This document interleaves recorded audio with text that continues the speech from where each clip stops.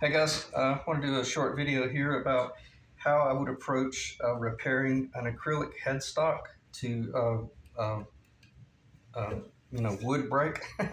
And what that is, this was a BC, or is a BC Rich, I think it's called the Warlock. Yeah, Warlock.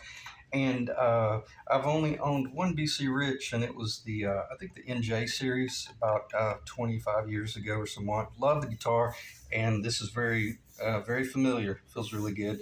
And the cool thing is, this is a 24 fret neck, so it's got a good truss rod. And I'm going to talk a little bit about what I discovered. Get my Allen Rancho there with respect to the truss rod and the function. So I thought this would be a great opportunity to just talk about general design and construction as well. But however, what it really boils down to is my reasoning about what type of chemical to use to actually glue this back together and make the least noticeable repair. However, it most likely be the strongest, the most likely strongest repair. I guess that's the way you would phrase that. And I've got some different materials here. I've got some 3/8" acrylic that is the smoked color that I had considered like doing an acrylic volute, but I don't think that's necessary. So I'm just going to go all over the map here with this one with respect to how I would approach this repair. And I'm going to follow up very quickly with another video related to Ed's 58 Explorer, a gold top replica that I'll be removing the tape where I've got that all the binding done. So getting back to point, what I did, Eric, and this project is actually for a client that I did the 1969 Gibson SG restoration, 6 or 8 months back, as well as then followed up a few months later with the 1981 Tobacco Burst E2 Curly Maple top guitar. So Eric had sent me this carcass about 3 or 4 months back and said, hey, just take a look at it and tell me what you think. And I don't know if he had attempted to do the repair or if someone before him had attempted to do the repair, but it failed again. But fortunately, everything about this acrylic break is, and I think this is going to be the primary reason I even attempted to try to repair it for him, is it's a very surgical, clean break. I mean, just a real nice snap. So as far as fitment, you wouldn't even need any sort of guide to put it back together. But I wanted to leave it dusty like this to show Eric my thought process behind what I decided to do, because a little bit of the maple was still glued up onto the neck there. So I went ahead and realized that I need as much acrylic surface as I can get. So I'm gonna go ahead and let that dust fall out of our way. So I needed to expose as much surface as possible. However, I wanted to stay away from all this really clear, clean factory material right here. And very much so, even when we discussed this in conversation a month or so back, he asked my opinion about, how they do the typical route where they'll route up into the headstock and route into the neck. And I don't like that. It doesn't offer anything at all, because I'm going to sound like I'm being negative here, but I'm not. I'm just hear me out as I go all over the map here. If you route up into this and you route up into that, and then you have to replace it with something, well, then what did you accomplish other than a stitch? You did stitch it, and it probably made it a little bit stronger. However, the material that you removed had to be put back. And we all know that we can do butt joint gluing or epoxy work or special chemical adhesives where a butt joint might not be as strong as some sort of tenon connection, but is it even necessary? And my theory is no, it's not necessary, because it's already a very weak area that was not designed to be dropped and broken. Uh, it happens, though. But nonetheless, my theory is, well, let's just find the appropriate chemical that can take this hard acrylic and glue it back together or bond it back together, so that there's some sort of chemical adhesion between the two hard surfaces that is strong enough to sustain, the tension of the strings. And as I clarified to Eric, I'm just going to keep going off the cuff here, is I clarified to Eric, since this is a pitched headstock design, if anything, that's most likely going to work to our advantage in that the strings are obviously pitching down.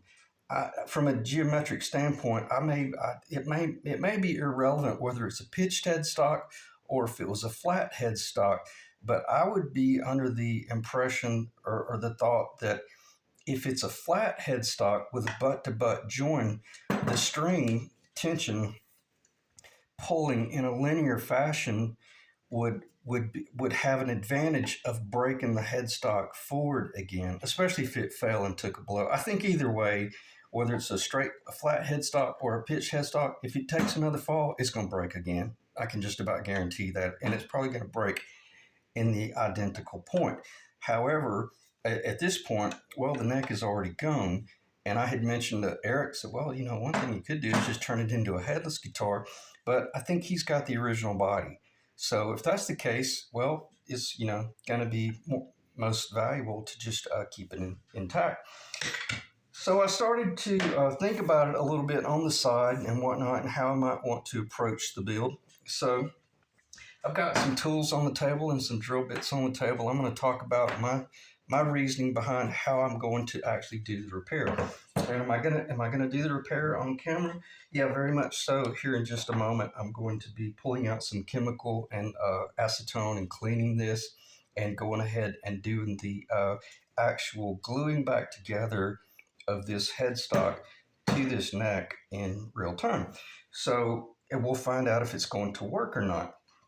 And I don't see why it won't, because what I've got right here is this is the 3/8 inch acrylic, and here's what I did on this. See what it was? All I had was some scrap material, and I needed to glue it together and create an actual neck routing template, which wasn't ever going to be put under any enormous stress, but I'm putting some pretty serious tension on that, and that is a butt joint glue on the bottom half with a plowed out top, and then some acrylic CA glued in. So where I'm going with this, every bit of the chemical I'm going to recommend working with the acrylic is going to be your CA glues. And I like the medium strength.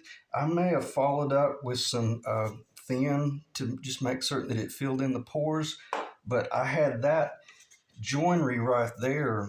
I just about can guarantee every bit of that joinery was done with the medium strength. And if it's not breaking here in my hand, we don't hear it cracking, I think it's plenty strong enough to at least put the acrylic back together, only because, see, we still have acrylic in here and a very surgical separation.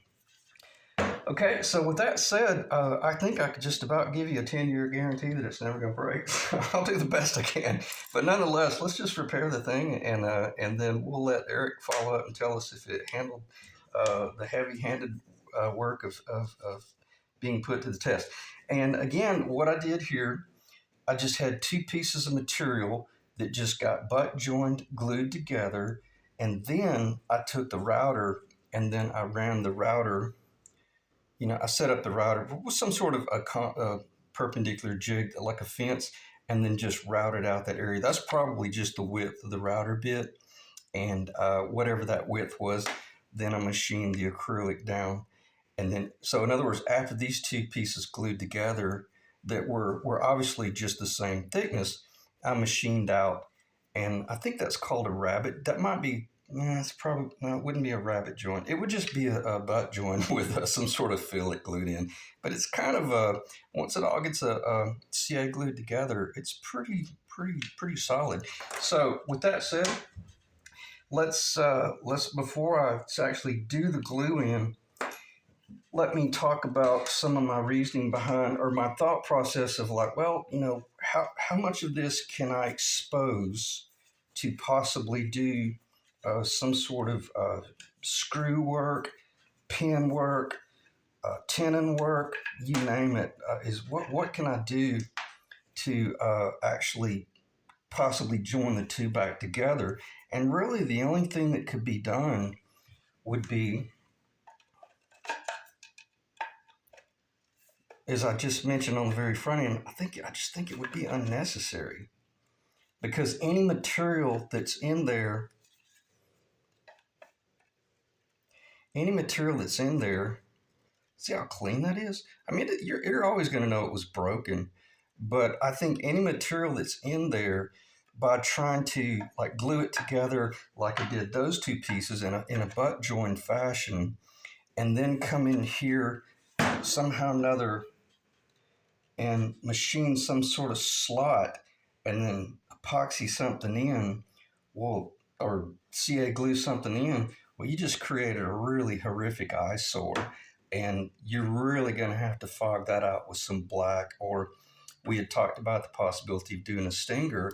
But, I like the idea from a design standpoint. I mean, I personally don't like this design, but when I look at the industrial concept behind it, I think it's pretty cool to see that clear acrylic where you can actually see through the headstock. So that's my reasoning behind.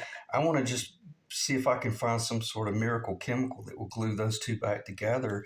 And then all I'll have to do up here is after the fact, when those two are glued together, then if I'm going to machine anything off, I'll be machining off some of this maple, hopefully in a decorative fashion or some sort of intentional design fashion that it is physically stronger with what little bit of minimal amount of material you put in there.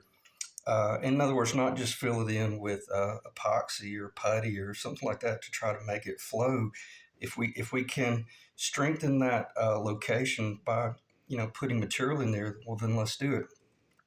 But then it reverts back to, or it goes back to that whole issue of, well, whatever you remove is weakened it. Now you just got to add something back. And if this was not shattered or had any fracturing work at all, and let's say this was still kind of hanging on together, but just broken at the acrylic, well, I would have taken a flush cut saw and just sawn it loose in order to relieve it and then glue it back. But this is so bangered up right here. I think even Eric probably wouldn't have a problem with some of that material being removed. But nonetheless, it is still maple and it is still really strong right there. So other than this really nasty little tear out right here, which goes all the way back to about right there, uh, then at least it's on the treble side. So from a player standpoint, you don't see it. But I really like the idea of leaving the original acrylic in there, doing the butt joint, and then after those two glue together, then make a determination of how can I then physically jig it up on either my overhead drill press routing station, or either create some sort of platform by which I could physically move a router around, without spending 3 days working on a neck that's worth a couple of few $100s tops, even if it weren't broken. So, being respectful of my time as well as the client's money as well, because I don't want to say, oh yeah, it's going to be $700. No, it's not. It's not. And quite frankly, if I can just pull this off in several few hours, then it's going to be extremely reasonable repair. And I say that to say this: he's been a great client, and I appreciate the work he's sent me and whatnot. So I want to do everything I can to help the guy out and get his warlock. Is that what it's called? Yeah, get his warlock back together. So anyway, so let's see what it takes to do just that. One thing I want to do is a test with chemical, not on his product, but let me get a Q-tip. Let's see if acetone damages clear. And this is not OSHA approved, but this is acetone. So let's see what the acetone does. Well, it's real pretty if we could just keep it clear. It kind of makes the sanding go away. The question is, so it's not going to bring it back because see, if you had like a nitrocellulose lacquer guitar top, you can take acetone and just wipe across it like you could sand it, and then you could wipe across it with a just one pass of acetone, boom, and it'll come back alive and be almost like matte finish. But what I'm curious about is if I start rubbing acetone all over this, is it going to kill the gloss, the sheen of that acrylic over there? And if it hurts the sheen on this right here, yeah, it did. Oh, no, it didn't. It wiped off my hand. So it did not penetrate into the acrylic. Not that I can tell.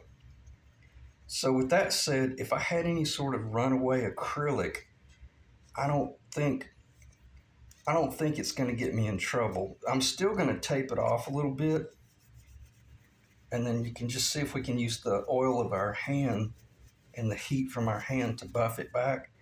And yeah, see, the acetone didn't hurt it at all. And acetone is definitely going to be the strongest cleaner, the hottest chemical. But let's see what happens with the actual lacquer thinner.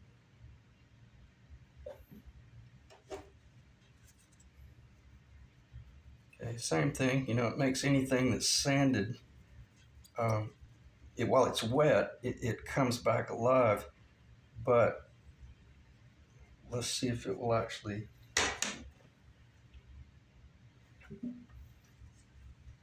The reason I wanted to do this video is, even though I might not care for a particular design, there are guitar products out there that, might be extremely rare and extremely valuable, but you're sitting there trying to figure out how can you go about repairing it to bring it back as close to its original state as possible.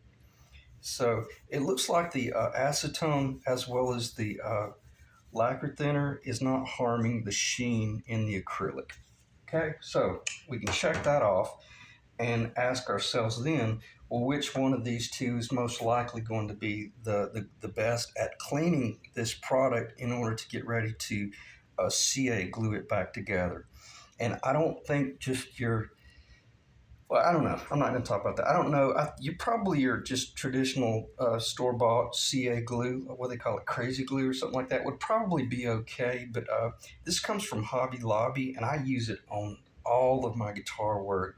Thin in the pink, medium strength, and then you can get a thick strength, but I don't have any need for the thick strength at all because the medium is just incredible for all sorts of work. So anyway, so what I'm going to do is I'm going to be using the medium strength glue, CA glue, in order to put it on both sides, and it'll stay wet and kind of gel-like, and that way it won't melt this acrylic, but it'll definitely soften it up enough to allow it to be, pushed together. And we're just going to sit here in real time and hold it while it dries, and hopefully it'll dry really fast. It won't take 10 or 15 minutes, or I'll have to figure out how to hold it long enough to reach up and pause or something like that. But anyway, we'll figure it out. But within a few minutes, we're going to be CA gluing this together. Now that we determined we're probably not going to lose any of the finish, I'm not going to be worrying about cleaning this up here because that will be after the fact work. All I'm going to be doing right now is just gluing the two broken joins together, as that ought to make perfect sense. As well as I'm definitely going to be doing some CA glue up here. Yeah, let me get the wax as well. This is probably one of the most important things.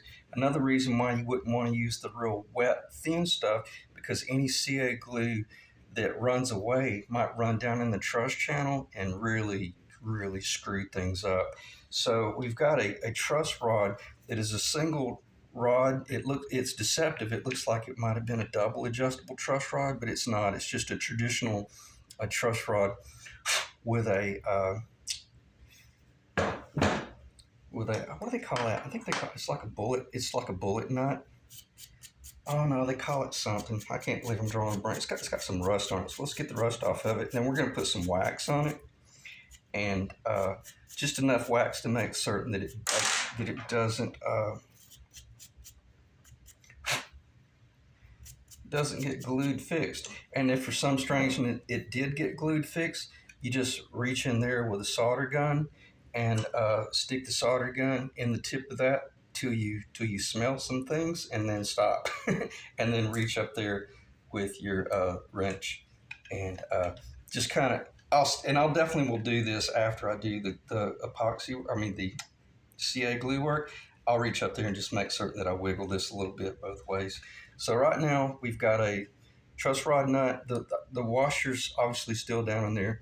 And it's interesting, the truss rod really doesn't start until about this point right here. So, and I'm not going to start talking about the difference between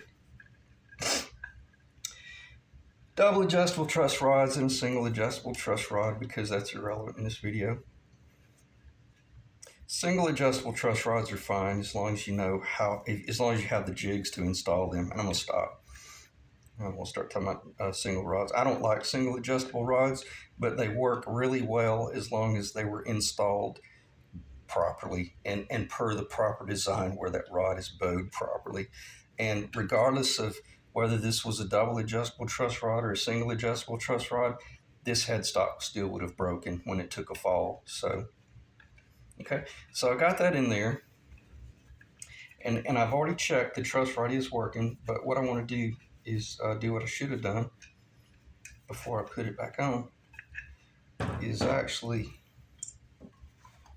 Renaissance wax.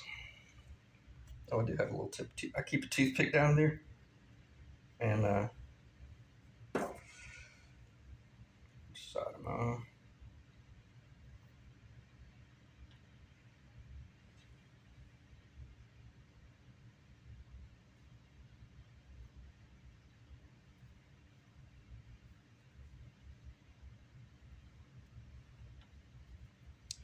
I don't think it would hurt to even put just a little bit of wax. Not much. I put just a little bit of wax on the edge. That'll really sweeten up the lubrication on those threads because this was rusted, and there's a possibility that that truss rod might have a little bit of rust in there. But I can't save the world, but I can put just a little bit of wax on there. And the most important thing is to keep that wax off of the and I'm going to have to do this again, obviously, because I still haven't even cleaned the. And see what's kind of funky. This goes in on it. This is pitched up. I'm going to stop, or I'm going to end up talking about truss rods again, and that's not what this video is about. I found it's easier to just turn the freaking neck, I think. Sorry, guys, the damn thing's making a fool out of me. Now I got it slippery. I can't. What am I doing? Putting it on upside down? Damn.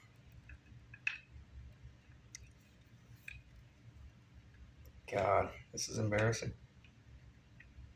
Okay, I got it right there. Sorry. Might be because I'm. Okay, yeah, see, that feels much better when a little bit of that wax got on that thread. And if anything, if there's any rust on there, that'll protect it. So it's a great net. Now I got to take it off so I can clean it with acetone and get it ready to actually do some glue work. But I wanted to put a little bit of wax on there. And I don't think there's going to be anything wrong with putting a little bit of wax down inside just to really guarantee that. And see, you would do this. This has nothing to do with whether this is acrylic or carbon fiber or any material, because wherever you don't want material to be glued, then that's where you could reach in there. Now, there's a possibility I do want some glue to make contact out here, so I'm just going to hit the sides of the acrylic a little bit, and I hope that's on the camera. Again, all I did was just coated the, not letting it get out there where the,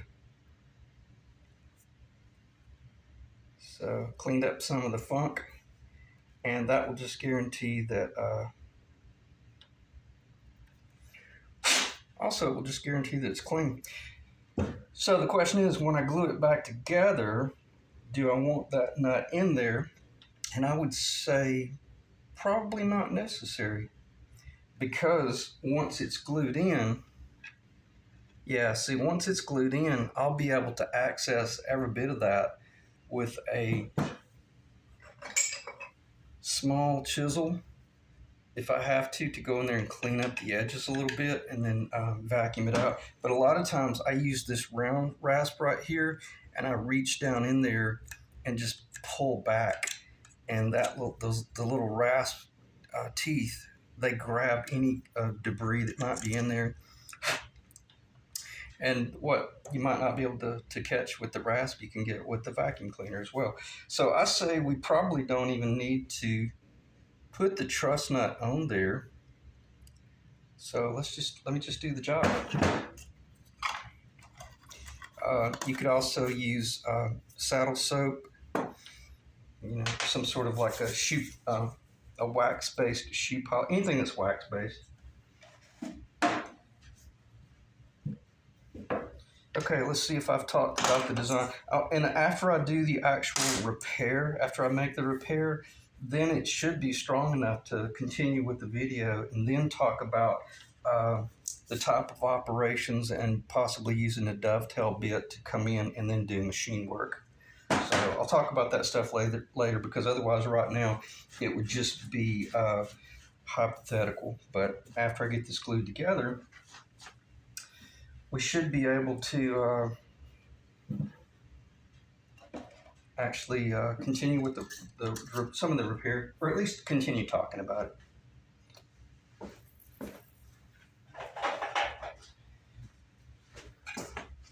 All right, 27 minutes.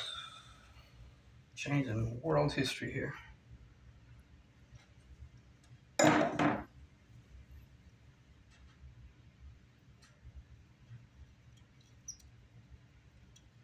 I already went across this last night with my bronze wire brush, and just really, I should have shown that. If there was any sort of residue that might be trapped in some sort of cavity, then I wanted it out. And I don't see anything.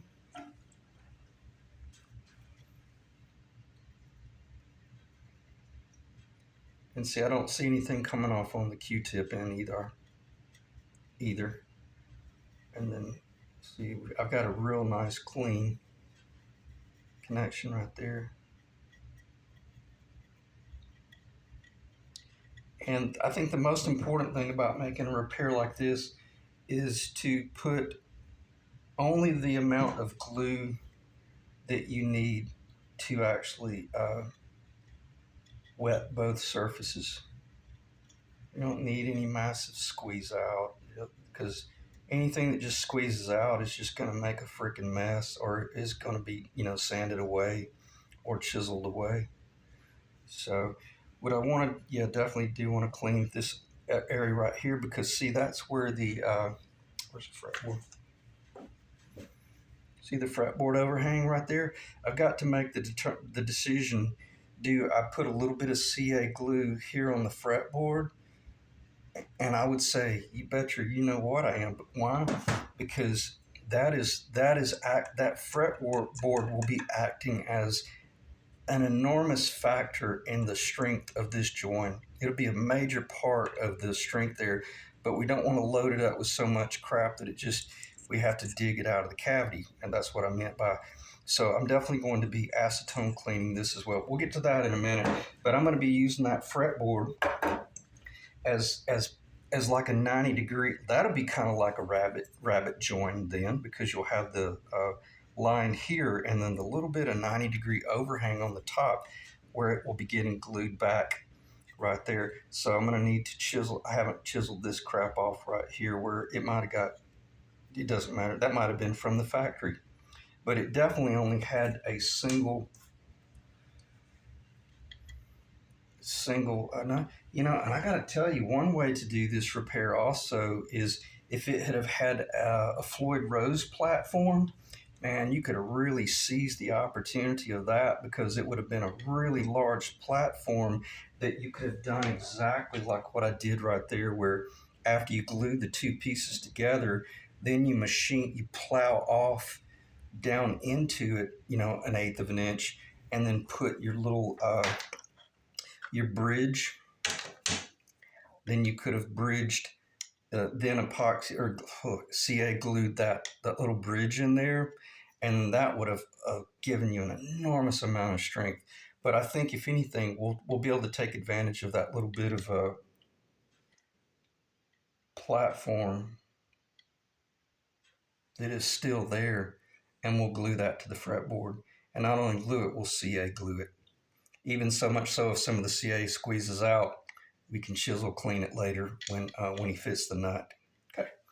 So I used to always make this statement that, you don't need to know how to do anything. I'm kind of paraphrasing what I used to always say. You really don't need to know how to do anything in particular, like this right here. You just need to be able to look at it and make the determination of, well, what is the project telling me to do? And, and how valuable is it? You know, obviously. And then, well, right now it's not worth a damn thing because it's broken in half. But what I'm saying, if it might have been, um, owned by someone who, made it far more valuable just because of their ownership, then you might have definitely been considering how you would do the repair in order to keep it as original as possible. Yet, right here, it doesn't matter who owned it right now. If it's laying here useless, then it's not it's of no value at all. Okay, so I'm pretty sure I got that clean enough. Let me just do the job here and try to not ramble.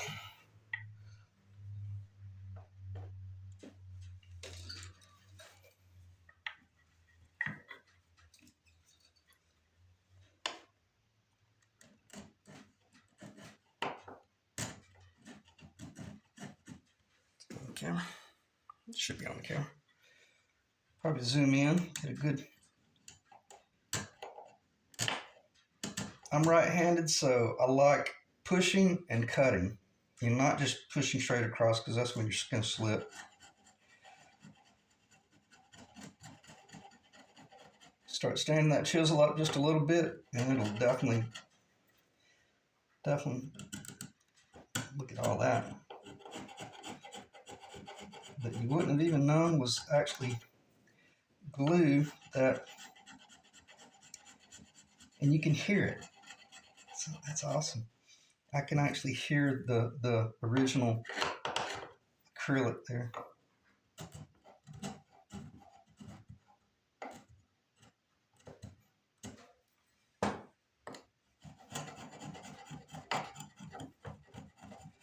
I'm staying as flat as I can in hopes that it will just remove the crap. But as soon as you stand up just a little bit, all of a sudden, boom, it catches any sort of contaminated material that's there.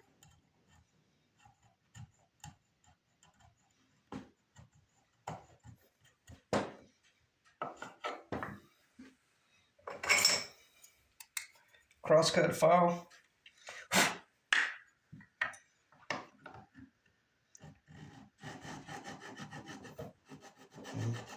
Just let the surface tell you what it needs.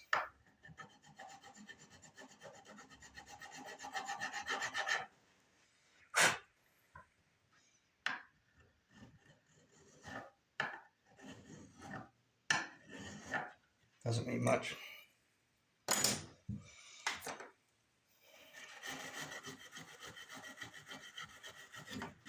And also, the really cool thing about it is it's exposing that whole sanded down matte. Well, it's beyond matte. It's actually sanded where you can actually see the acrylic. Yeah, see some little bit of residue right there where the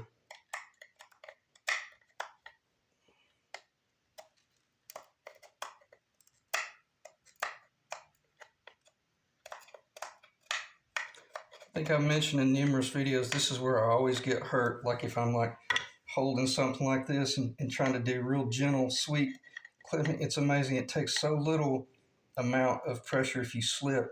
And I did, I cut the top of that thumb. Basically, you might see the scar. This chisel right here completely went in right here and completely just went in and came out the other side. And what was I cut doing? Where I had glued a heel into a body and there was epoxy stuff, I was holding the neck like this and just kind of chipping into it. And I'll be damned if I didn't slip. Man, it took the whole top of my thumb off. So they always say, you know, don't ever push into stuff. But like if you're doing something like this, hold it so gently that even if you did slip, you're probably just going to drop it.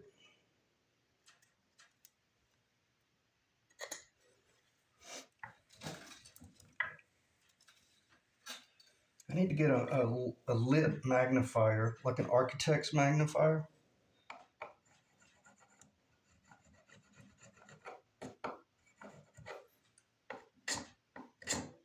All right, so she's clean enough for gluing. Check the time. 36 minutes of a bunch of BS. Hopefully it'll work. I tell you what, I'll give you a 9-year warranty. How's that, Eric? Maybe 9.5.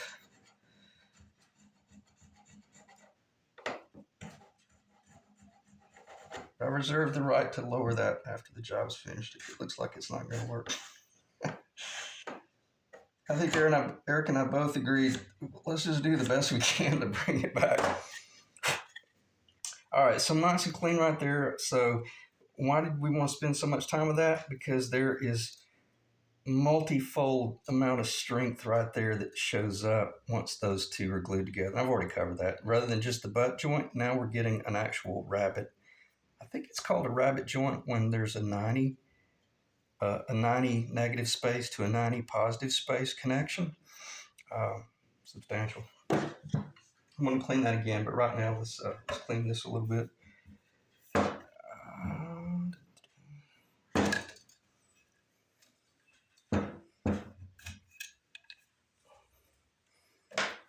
Sorry, I'm trying to figure out how to have it on the camera. Right now I'm kind of just letting the side of that brush really clean that rosewood.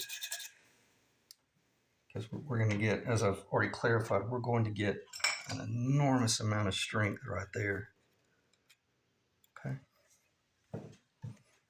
And quite frankly, I really think I think it's going to work really well. And even if we didn't have that material right there, I don't think it would be necessary. Even though I might be cleaning this right here, there's a strong likelihood that the bulk of this right here is just going to be getting machined off, at least machined off in a like a point fashion. And then if we had to do some sort of black stinger work, we'll talk about that later on. But I'm going to do the best I can to just make it look as original. Because I can even feather in a little bit of maple without getting absurd. But I'll cover that after the headstock is glued on. All right, let me get the table cleaned up a little bit for visual.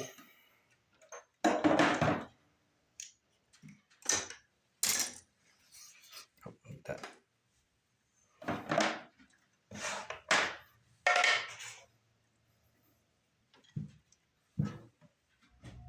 I wouldn't want that acetone to drip down on that white logo. That would probably be a completely different story.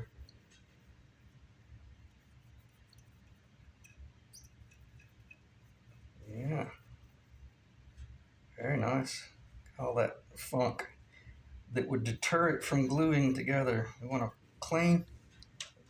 We want to wipe until the tip remains clean if possible.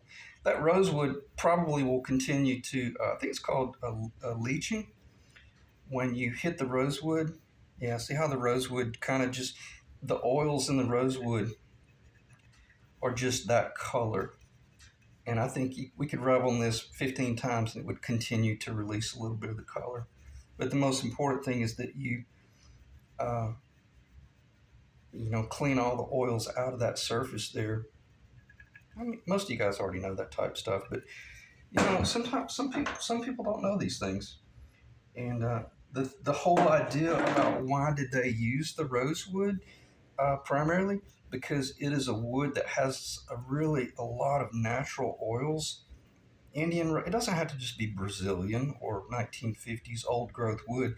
Any of the Indian rosewoods today, man, they're incredible. And for the money, that is the best. That is by far the best deal out of the entire guitar build when you're getting ready to build a guitar. If you buy like your rosewood fretboard from Stuart McDonald or someone like that, and I've clarified, I'm not affiliated with anyone. I don't monetize this channel, and I have no intentions of ever doing that.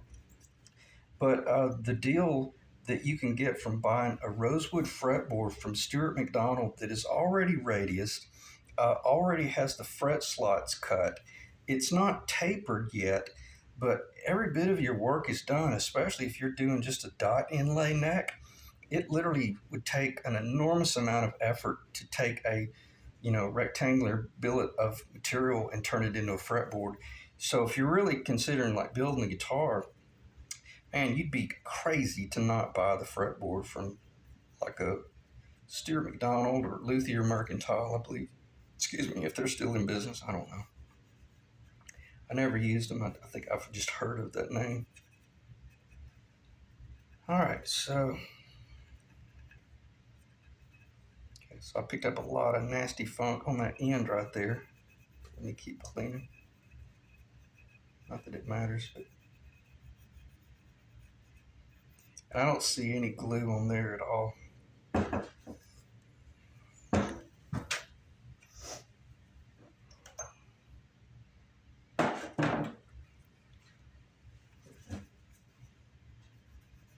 Let's see if that's truly where the color's coming from. Yeah, it's beginning to lighten up a little bit. So we've got most of the funk and the nasty.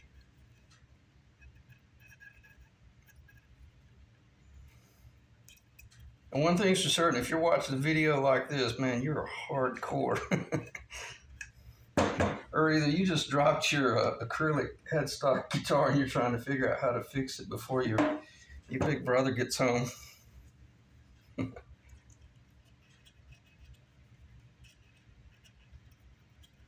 That was always the highlight of my childhood, when my oldest brother would like go out on a Friday or Saturday night and leave some of his guitars at home, because I knew that party animal, he wasn't going to be back till about 1 or 2 in the morning. So I knew I had full reign of all of his old vintage Les Pauls and SGs and Alvarez acoustics. And what else did he have? He wasn't really a big Strat guy. He was more of the Gibson family. But man, I had full reign to his guitars. And I'd put 2 or 3 hours worth of time on them every night. So there you have it. Confessions of a childhood guitar player. All right, so we got some really clean surfaces here. And just to be safe, let's go across it again. I don't think there would be any need to sand it. Although,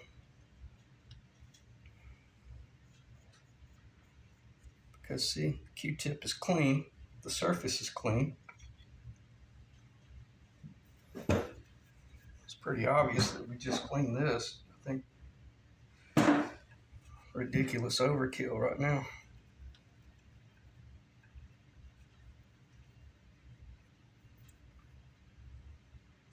Barely even any rosewood there.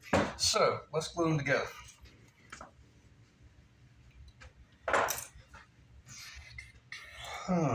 Just had a thought. Let me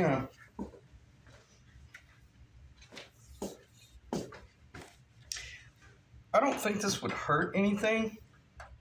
I don't think it's necessary. But let's do some heating here.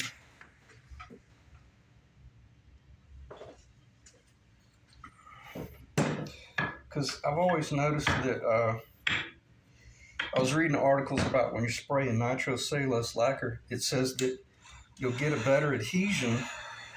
Like if you heat the heat the top a little, or whatever it is you're spraying, if you heat it a little bit, I'm not going to melt it, but if it works for nitrocellulose lacquer, which kind of melts into the finish, I certainly don't think it's going to hurt to have this acrylic just a little bit warmer than cold room temperature.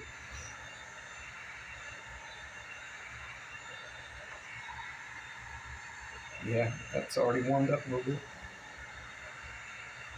Again, it's probably not necessary because the CA glue is going to be pretty strong as far as attacking that acrylic.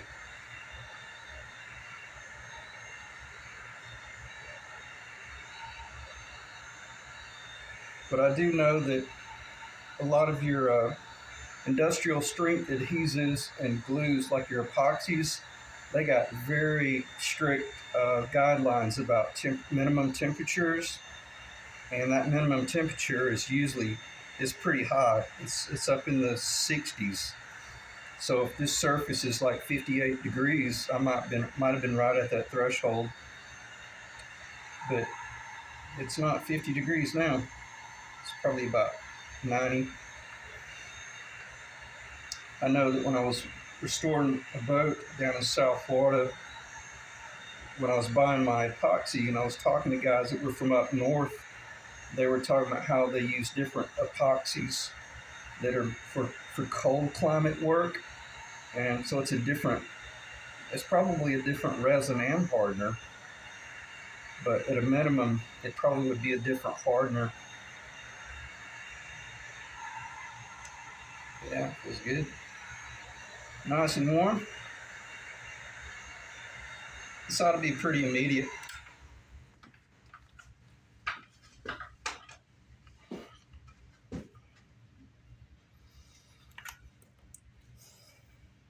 Crap, I forgot to check this point. Let me pause.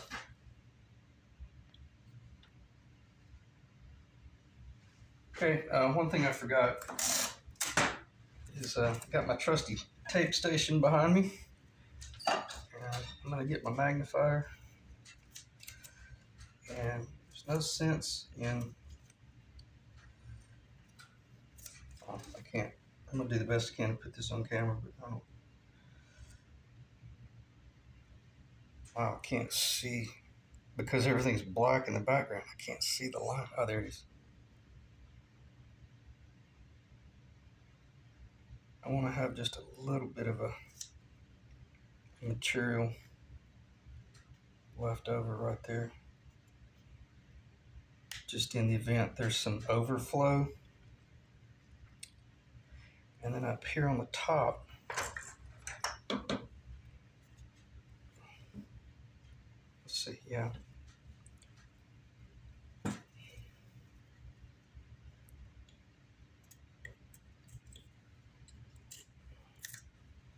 So I want to leave that surface exposed. I'm just trying to protect this acrylic from any sort of runaway.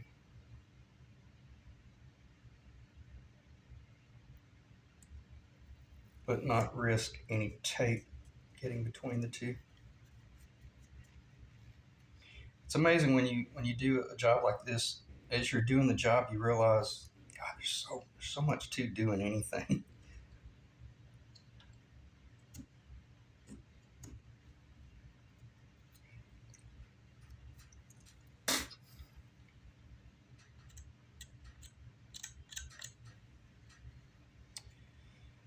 Okay, and because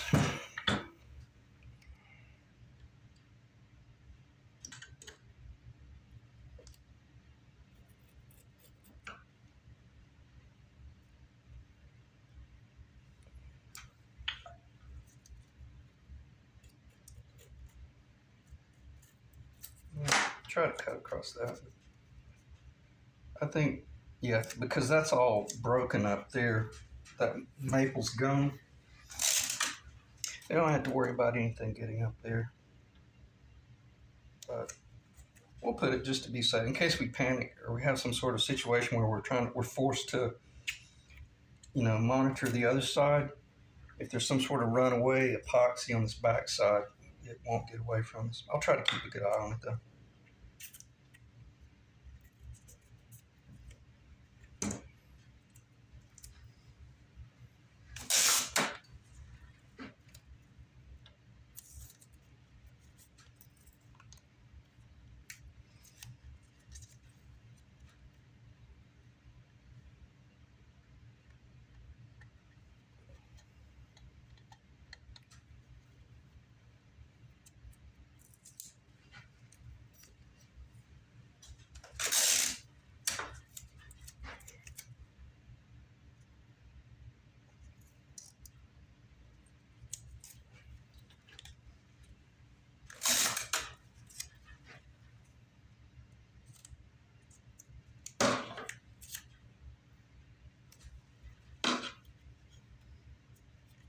Anything when I'm gluing it together, it'll be like this. So if anything was going to happen, it would happen on this side because I'm going to have gravity to my advantage. There's no way it's going to run back upwards. If I was doing it like this, then yeah, then you have a serious probability that it's going to run down that tape and then could contaminate your job. So when it really comes down to it, obviously, when you're getting ready to do a job like this, I always think about just do the work dry. And I got a little piece of walnut that I use as a platform sometimes. It works really well. So all I'm going to be doing is putting glue on both sides and then finding the fit if there is. And I can't really feel anything like locking in. Oh yeah, I did too. I felt it then. It even locked in from left to right, and I felt it when I stood it up. Sorry guys, this is just the first time I've ever done this. So see, it's going to be one of those things where I won't be able to see anything. I'll just be working per feel of that angle right there, but letting the feel back here dictate where it goes together. And if there'll be excess CA glue that it may not be an absolute, I think it's going to be pretty darn, you know what. I could just do it like this right here. I'll try to do it like this. That way I can watch the top and the back. But here's the thing. Once they kiss, I can't be doing any of this wiggling crap. It's got to go together and just be frozen. And then not glue my fingers together. And then think about gravity and where's the glue going to go. And also the weight of that neck is not making things easy.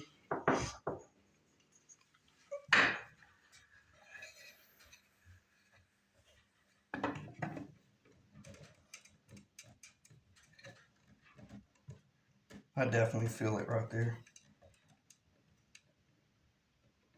Yeah, that's the guitar. I got to make certain that I don't run the risk of this, you know what, right here. And that's where I might very well start the glue work on the front like this, just so I can keep an eye on it. All right, so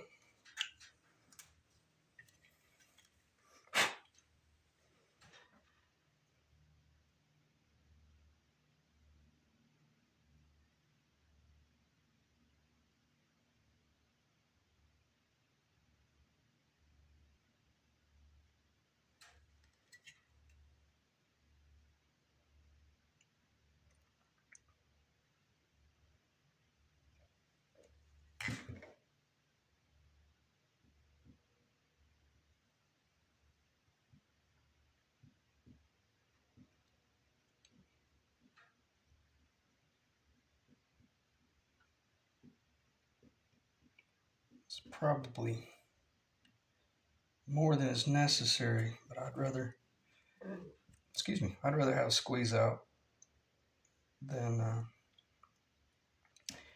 I'd rather have squeeze out than a void.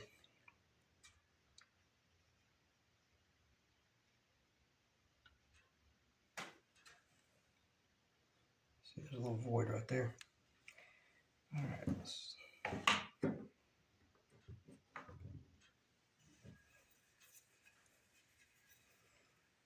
I'm not going to go quite as thick on this, but I'll try to do the best I can to not knock anything over. I mean, I'll do the best I can to keep it on the camera.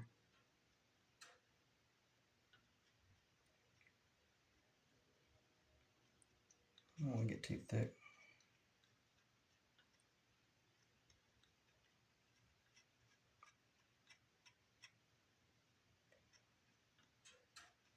There's a little hook right there where it broke and it kind of hooked in, and that little hook is definitely going to, that's probably what I felt, where I felt it lock into place. And the question is, we'll put it on here, and if it contributes to the bond, then so be it. If not, it's probably most of that area is going to get machined off.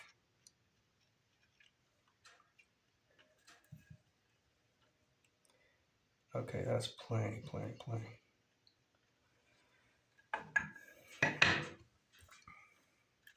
Probably way too much, if you want to know the truth. Ah, hell. Something I didn't do that I should have.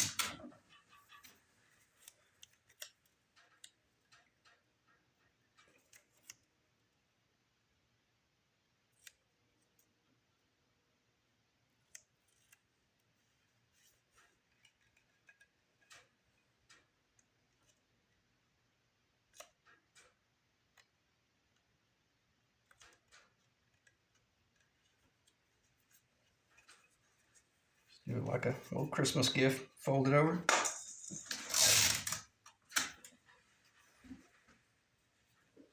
That's what I like about that medium strength CA glue. That stuff will stay nice and wet, probably until you make the connection.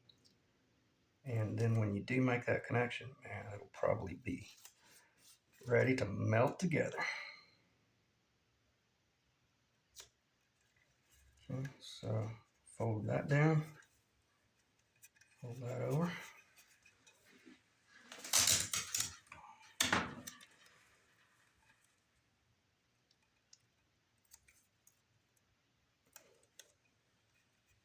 I don't know if that was on the camera, sorry. I just, carried that across the top.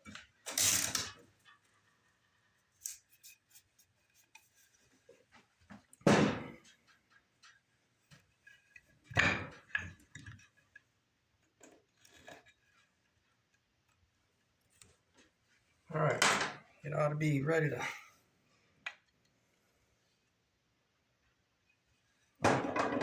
Very interesting. Very interesting. That kind of. Yeah. Oh wow. Yeah. It's like a gel. It's almost like it's melting the acrylic, which I really think it probably is. Yeah. This ought to be incredible. Okay. So let's do this. Let's do this repair. All right. I'm gonna see if I can get it to fit like this first, and if it squeezes out horrifically, it's going to come down. It's going to squeeze out onto the walnut.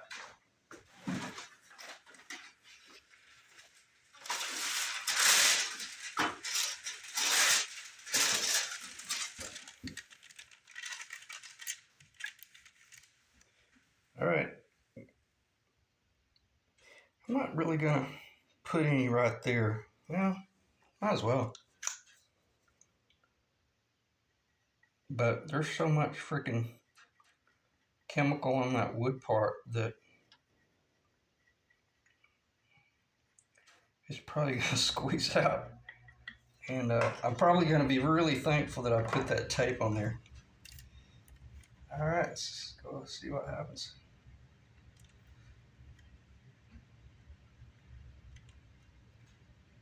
All right, I don't feel my hook, so let me see if I can get control of it.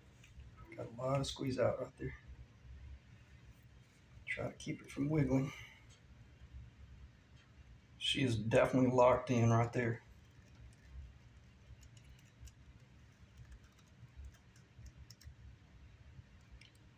That's the guitar. I'm just gonna sit here. If I may have to pause with the tip of my nose, or either just sit here and let the camera just cut off.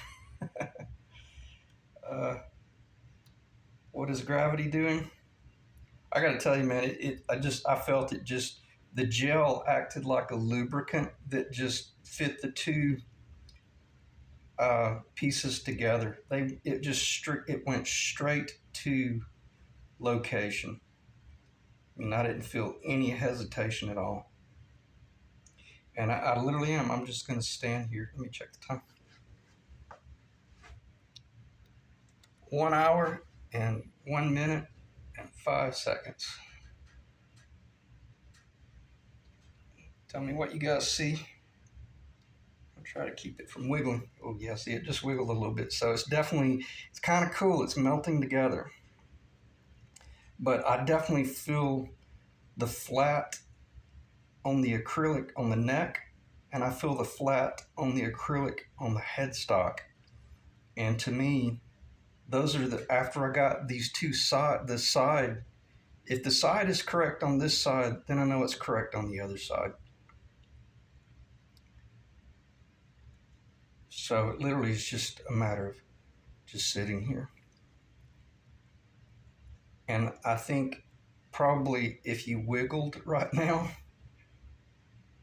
that would probably be okay. I got quite a bit of CA glue in there, but I don't feel any CA glue running out on my finger over here. And if I did, I probably wouldn't do anything. I would just know that I could sand it off later on. But it's not running on this side, so should be good. And I'm gonna put my elbow down. Yeah, man. I like it. So I think that's how you would do the textbook repair on acrylic headstock repair. I don't think the epoxy would work because, as Eric and I both agreed, we like the idea of having something that would melt and bond. In other words, weld the two surfaces together. And there's a part of me, I wish I could let go and test it, but I don't want it to break loose and then introduce any separation, as it might very likely be bonding on some sort of molecular level right now. So, and I'm not being dramatic. I mean, I really think that's what's going on. We're definitely working with molecules here. For you science types out there, and I'm not very scientific. I hated school. I regret that now because I had the ability to understand that stuff. I just couldn't get over the boredom. So freaking boring.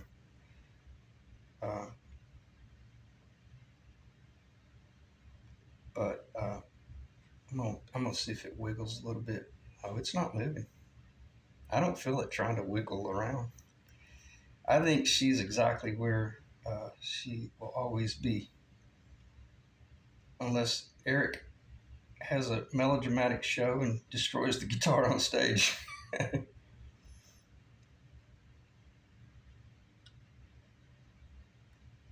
It actually feels really good. And what was really cool, I felt it lock in to that one spot, and she was there to stay. As part of me, I'm kind of tempted to just let go and see if it falls out. I don't think it will. But, I don't want to pause the camera or anything. If anything, hell, if you sat here for an hour, this is something I would want to witness.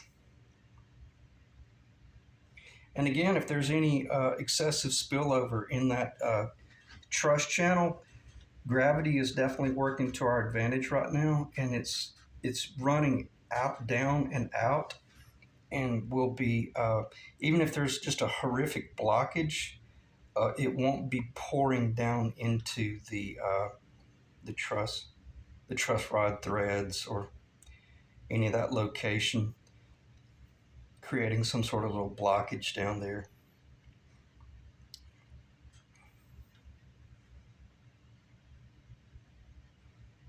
And I'm holding about 10 pounds of pressure, not much. I can feel it, it's definitely, I can feel, I'm tiring a little bit, but not too bad. Let me just do this. Give my hand a break there.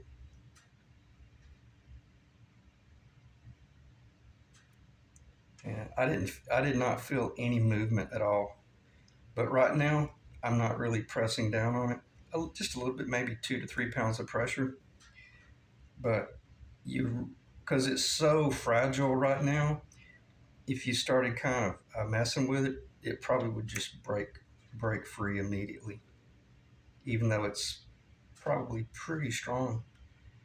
But back to that whole molecular level thing. I mean, if you got if you've got two pieces of material that are of the same, I want to say species, or the same molecular makeup, and then you melt them or weld them together, then correct me if I'm wrong, but that's there's a molecular process that's taking place. So who knows? It'll be interesting to see if it works. I really think it will. And the fact that it's on this pitch here and these strings are towering over the nut slot, I think if anything, I just really think it's going to work to the advantage of not trying to pull the headstock forward. And I think you could go straight to standard tuning and not worry about detuning it and running it real loose and sloppy or anything. So again, I don't want to pick it up because I don't want to give it any sort of the benefit of the doubt. And this video is not sponsored by Renaissance Wax, but that's incredible. And I bought this at Woodcraft at least 20 something years ago. Paid $24 for it, and it's refined wax is blended to a formula used by the British Museum and Restoration Specialists internationally to revive and protect valuable furniture, leather, paintings, metals, marble, ivory, etc. Freshens colors and imparts a soft sheen. And it's a great product. I think what is it? Is it called the Louvre in Paris? Or is that in France? Or is that in London? I've never been to the UK. Simon, maybe you could chime in and let us know. Simon's a guitar builder in the UK that chimes in from time to time, and I've checked out some of his guitars. He builds some really cool guitars. I'm sure Simon's aware of that, but I've heard basically if they were restoring or working on like the Mona Lisa, that's the product that they would be using to preserve it, in the oils and the acrylics and whatever type of materials that would have been used in vintage paintings. I know they didn't use acrylics, but like the oils, whatever might have been the type of oils that they used to do the paintings. Okay, so talk about watching paint dry. I think this is going to be a great repair.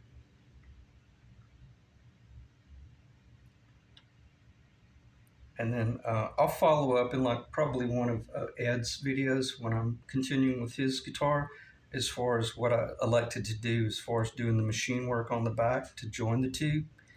But I want to do everything I can so that you would have to truly look for the repair.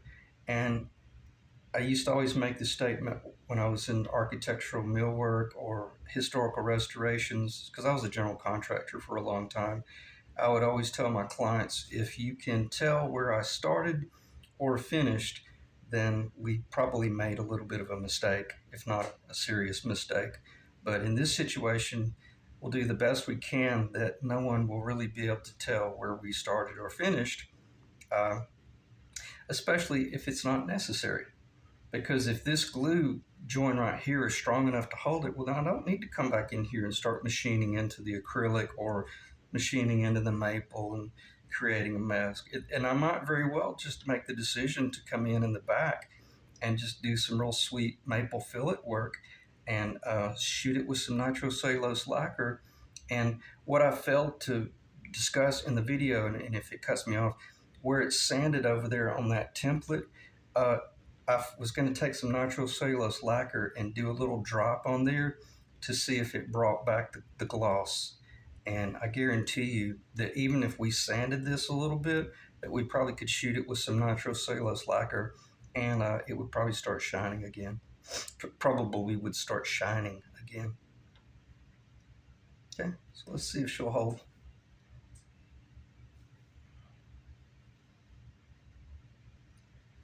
I like it, I like it. Okay, guys, I appreciate you dropping in. And I think that's going to be an absolutely superior method by which you would repair a BC Rich headstock. All right, see you guys in the next video. Thanks. Oh, sorry. Yeah, I had just pressed the pause button, and for a moment, I just kind of, was out of curiosity, was just putting a little bit of torque to it, and it's super stiff, man. I don't feel any flex. When I say no flex, zero, zilch, nothing. Let me check the time. Wow, was it an hour and 12? Okay, I thought that was an hour and 22. We're not too terribly long, so what I'm going to do, I'm going to be real careful with it, but I want to talk about some of our machining options.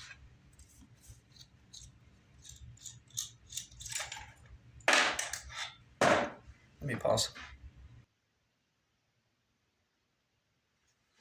Okay.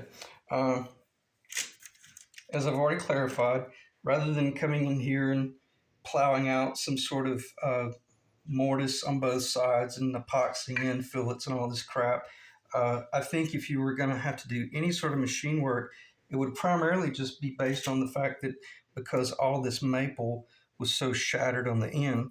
So what you could do is come in with a dovetail bit in an overhead situation where you're actually, relying on that plane right there, and then you could take your dovetail bit and come across an exit on both sides, and then possibly just do some additional maple work up in there.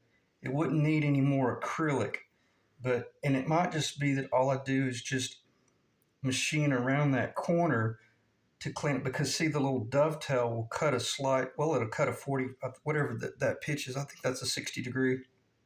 No, that would be, whatever it is, it's pretty steep. Then you could, then it would just allow your maple to machine in a lot sweeter.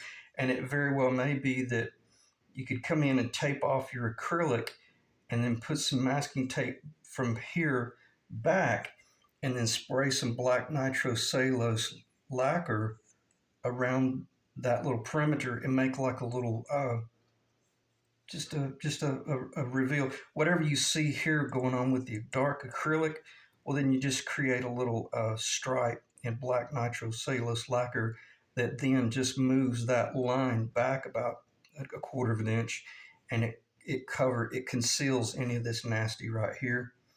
But anyway, what does it feel like? Feels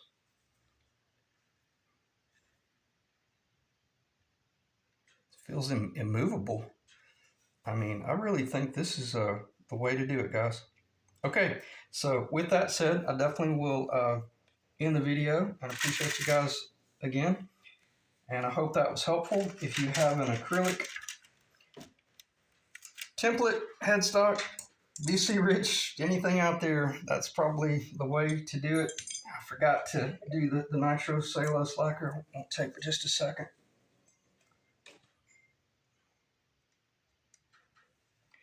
See, once the nitrocellulose lacquer goes in that location and dries, it probably will bring the gloss back. So if you did have to sand and feather, I think once you shot it with the nitrocellulose, it would, I'm going to wipe that off because I don't need that on there, but it would probably bring the glow back.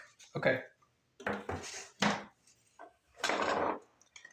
And again, we'll see you in the next video for the Explorer, where we will be removing the tape and revealing our binding work. All right, thanks guys.